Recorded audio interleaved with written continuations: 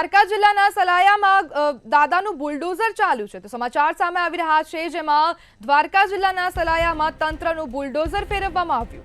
ગુનાહિત ઇતિહાસ ધરાવતા આરોપીઓના મકાન પર તબાહી ફેરવવામાં આવી છે।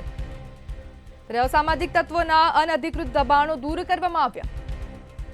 ત્યારે દ્વારકામાં પણ ડિમોલેશનની કામગીરી હાથ ધરવામાં આવી છે અને મરીન પોલીસના ચુસ્ત બંદોબસ્ત સાથે દબાણ હટાવ ઝુંબેશ શરૂ કરવામાં આવ્યું।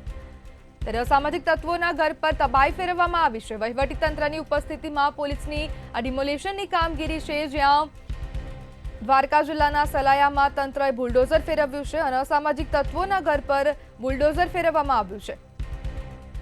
સંવાદદાતા જયસુખ મોદી ફોન લાઈનથી જોડાઈ ગયા છે। જયસુખ, જે પ્રમાણે ગુનાહિત ઇતિહાસ ધરાવતા અસામાજિક તત્વોના અનધિકૃત દબાણો દૂર કરવામાં આવ્યા છે, શું કહેશો? વાત કરવામાં આવે તો દેવભૂમિ દ્વારકા જિલ્લાના મુખ્ય મથક જામ ખંભાળિયાના સલાયામાં આજે છે વહેલી સવારથી જે છે તંત્ર દ્વારા બુલડોઝર ચલાવવામાં આવ્યું છે। ગુનાહિત ઇતિહાસ ધરાવતા અસામાજિક તત્વોના જે છે અનઅધિકૃત જે બાંધકામો છે હાલ અત્યારે દૂર કરવામાં કામગીરી હાથ ધરવામાં આવી છે। સલાયા મરીન પોલીસે ચુસ્ત બંદોબસ્ત સાથે હાલ અત્યારે દબાણ ઝુંબેશ હાથ ધર્યું છે, ત્યારે વહીવટી તંત્રની ખાસ ઉપસ્થિતિ વચ્ચે પોલીસે ડિમોલેશનની કામગીરી હાથ ધરવામાં આવી છે। સમગ્ર માહિતી બદલ આપનો આભાર।